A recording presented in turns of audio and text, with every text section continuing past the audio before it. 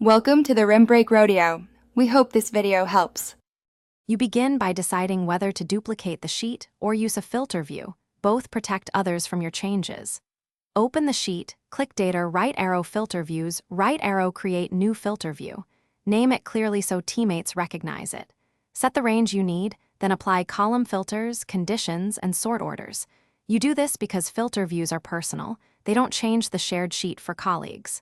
Once done, your view persists while others keep the default display. Now refine the view. Add additional filter rules per column and choose sort a right arrow Z or Z right arrow as needed. For complex logic, pick filter by condition. Right arrow custom formula is and enter formulas like equals and $B2 $100, $C2 equals open. Make sure ranges use absolute references if necessary.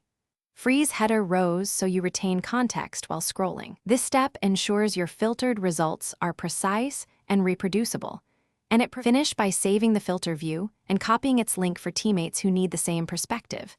You can also export filtered rows via File, right arrow Download if required. When collaborators open the sheet, they will not see your filter unless they use that link or select your view. If results look wrong, reopen the filter, confirm the range includes all rows, inspect custom formulas for absolute references, and verify you have proper edit permissions. A quick reapply often fixes transient issues.